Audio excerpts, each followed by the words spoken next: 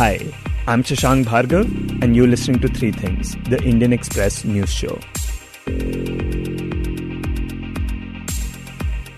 As we embark on the new year, we at Three Things are taking a look at the year gone by to assess how 2024 will be. This week, we will be talking about the biggest moments of 2023 and the way forward for India's economy, international relations, technology, and science. But we start this series by talking about the narratives that dominated Indian politics this year. For this, joining us is Chief of National Political Bureau Manoj CG in conversation with me and my colleague Niharika Nanda. Manoj, this year the word unprecedented was used a fair bit. But as someone who has been covering politics for over 2 decades now, what would you say was actually unprecedented? A couple of things were really unprecedented this year. If you look back, the suspension of 146 MPs in one session perhaps was unprecedented. In the past also, even during the UPA time, and even when you look at parliamentary history, you can go back to 1989. So there were moments in India's parliamentary history when MPs were suspended. Most of the times after ruckus, during passage of a bill, of a particular bill, it has happened before. But 146 over a period of 4 days or during one session, it was really unprecedented. Shrimati Vandana Chauhan, professor Ram Gopal Yadav, Shri Javed Ali Khan, Shrimati Mehbooba Maji, Shri Jose K Mani, Shri Ajit Kumar Bose be suspended from the service of the council for the remainder of this session. Even the disqualification of Rahul Gandhi, I would say, was unprecedented because in our judicial system, we have rarely heard a politician being handed down a sentence for 2 years in a defamation case where we often hear all kind of allegations flying thick and fast. So he was sentenced and then he was disqualified. That was unprecedented. Similar would be the case of Mahua Moitra, the Trinamool Congress MP, because the charge itself was very new in that sense. The cash for Curie, which we saw first in 2005, even that was unprecedented. A large number of MPs getting caught on camera, taking money for asking questions, but this was at a different level. She kind of admitted also that she had given her parliament login credentials to this businessman in question, and then she was expelled. So that also was unprecedented in that sense. Maybe it cannot be called unprecedented, but 2023 also saw many historic firsts. The opening of the new parliament was history in many ways. साथियों, ये सिर्फ एक भवन नहीं है, ये 140 करोड़ भारतवासियों की आकांक्षाओं और सपनों का प्रतिबिंब है। ये नया भवन आत्मनिर्भर भारत के सूर्योदय का साक्षी बनेगा। The Congress's wipeout in the Hindi heartland. There was a time in 1998 when the Congress was in power in only 3 states. That was the year when Sonia Gandhi took over as the Congress president. But even then, out of the 3, one was Madhya Pradesh. A big enough state. The chief minister then was Mr. Digvijay Singh. But now the situation is that the Congress is in power only in Himachal Pradesh. So this kind of wipeout in the Hindi heartland, it was really, something new which the Congress has never faced.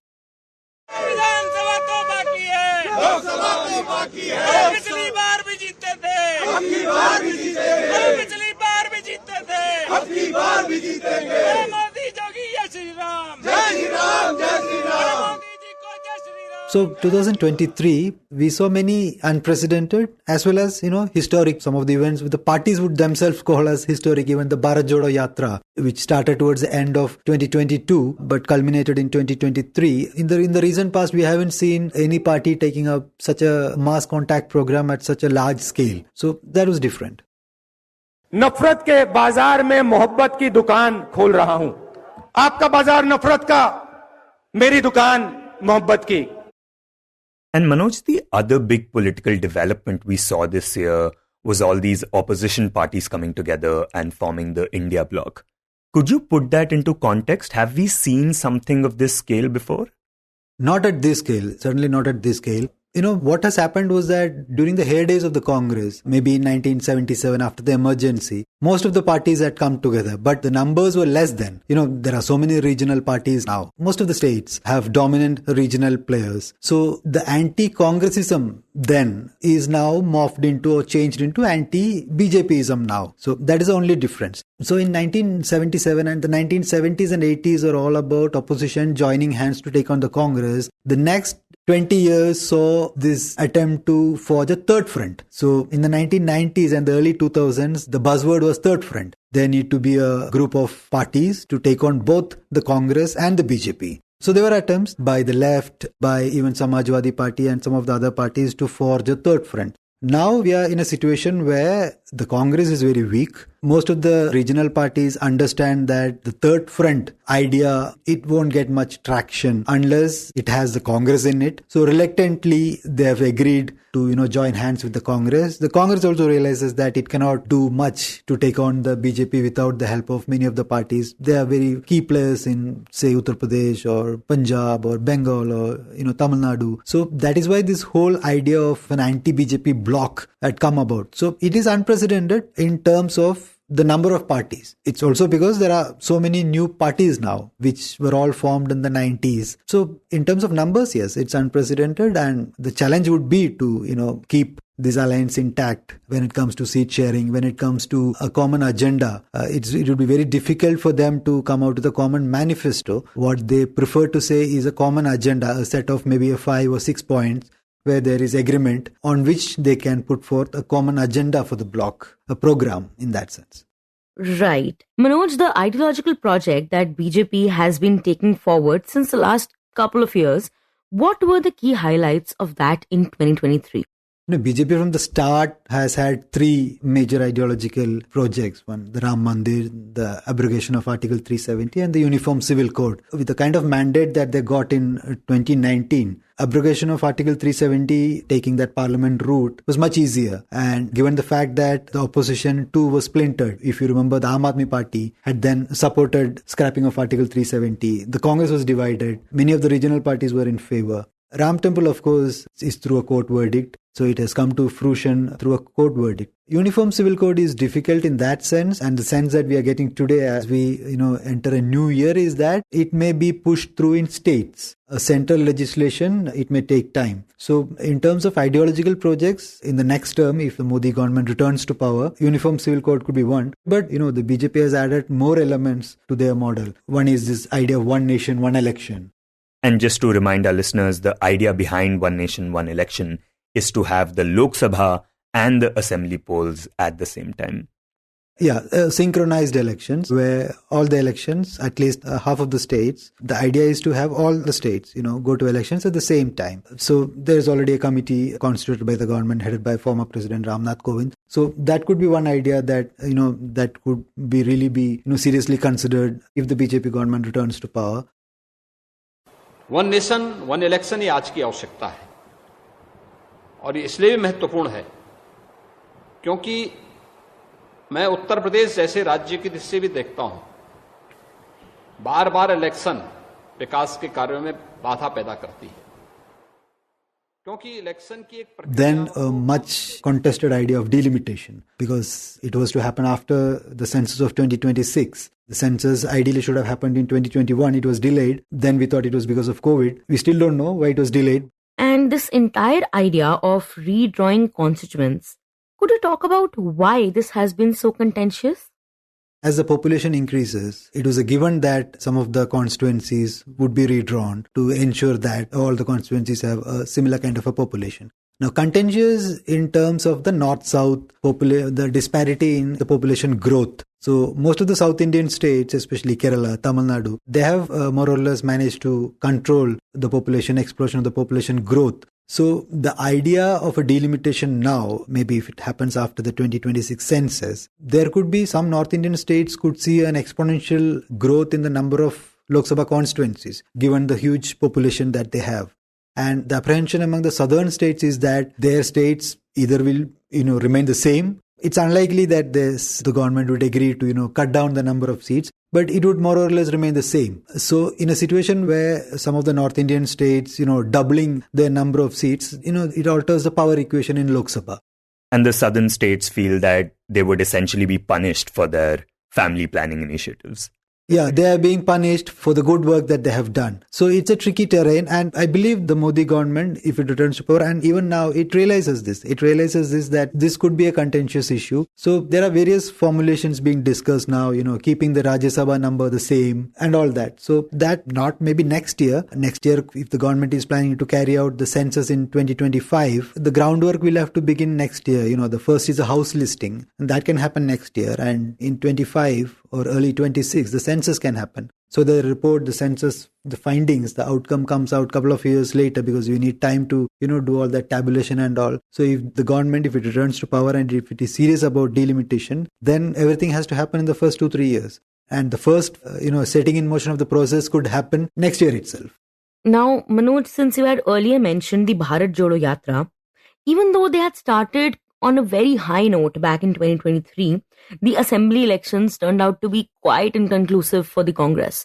So what can we expect from the party in 2024? As I said, electorally, the Congress perhaps is at its lowest now. It has not been out of power at the center, at the national level, for such a long duration before. It was out of power from 1996 to 2004.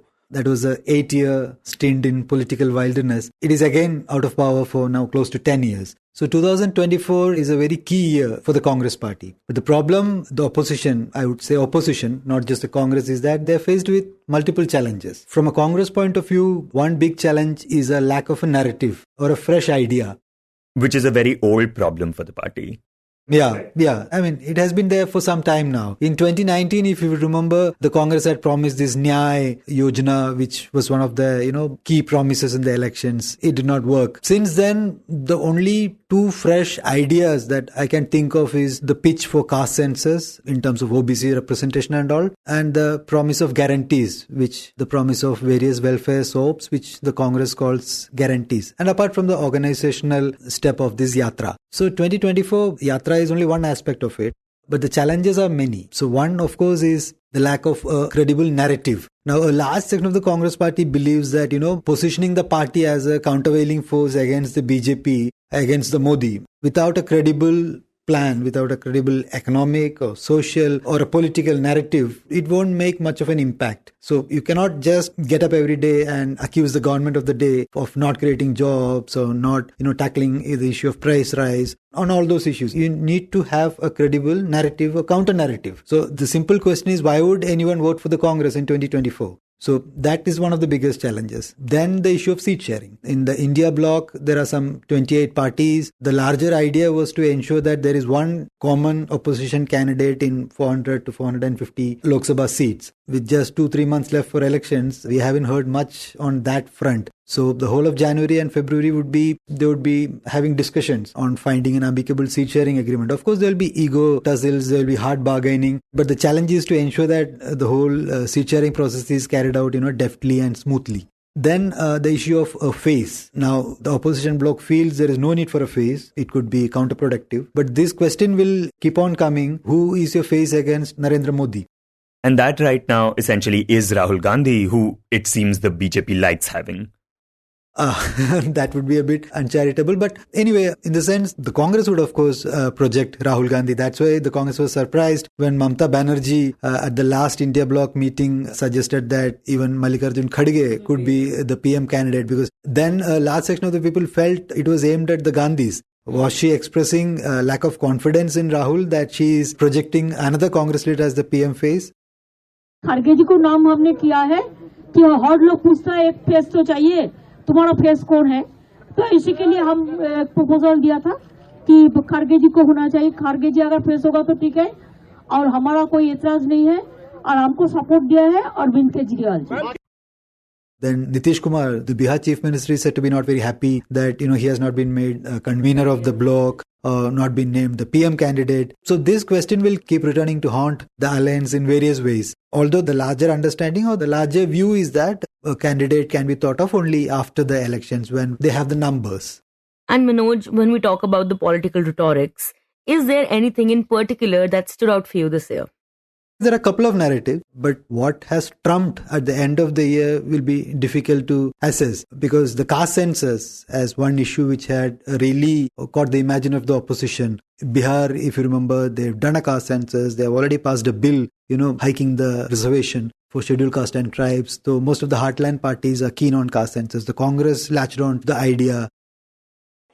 भाई और बहनों, देश के सामने एक ही मुद्दा है, caste census. OBC कितने हैं और उनकी भागीदारी कितनी होनी चाहिए, ये हिंदुस्तान के सामने सबसे बड़ा सवाल है।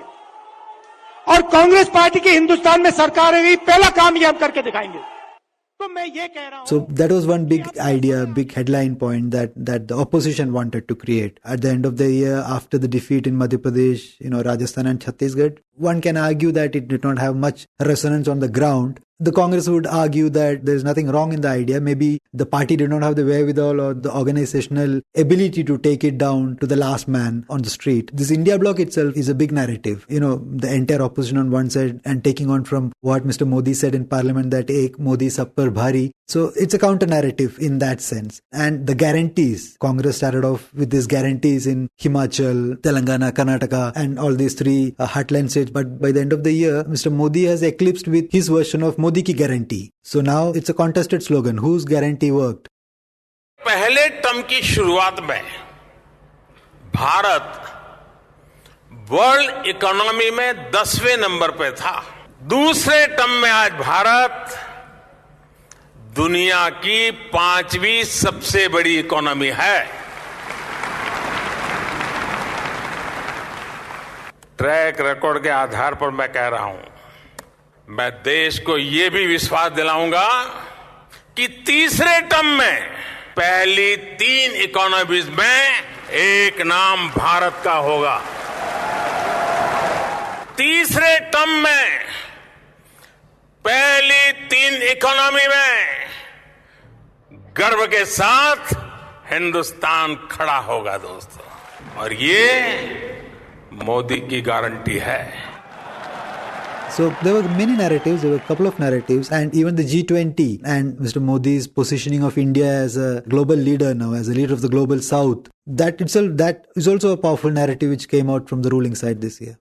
Also, Manoj, in the beginning of the year, a lot of the BJP leaders were speaking out against revadis and political handouts. Did the opposition kind of force them to embrace it later on?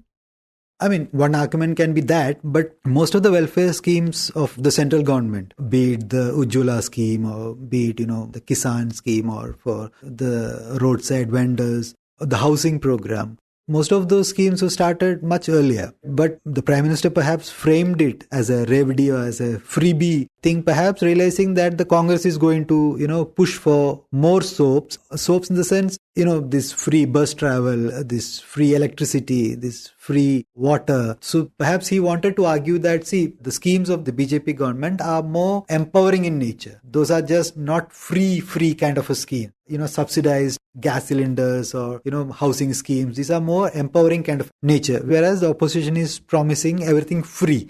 So that's why he perhaps tried to frame this debate as a revadi, freebie kind of a debate. But even when we saw the BJP's manifestos in these 3 states, there were enough promises, there were enough welfare soaps. But the difference is that the government has an advantage in terms of the delivery mechanism. Even the opposition would to a large extent agree that the delivery mechanism, because of the direct cash transfer and all, has improved. So there the BJP, even when they were in power in Madhya Pradesh, the Ladli Behna Yojana and all. So because the delivery mechanism has improved, because of the technological changes, their slogan perhaps is more, in the sense it appeals more. Whereas the opposition party is just a promise. So now the Congress will also have to, roll out these schemes in, say, Telangana or Karnataka or Himachal Pradesh and showcase a model. How the BJP had showcased the Gujarat model, or the Aam Aadmi Party had, they have been showcasing this Delhi model. The Congress lacks a model state. So perhaps that is one area where the Congress may try to, focus its attention on, to show that there is credible delivery, that the promises will be delivered and that they will reach the people.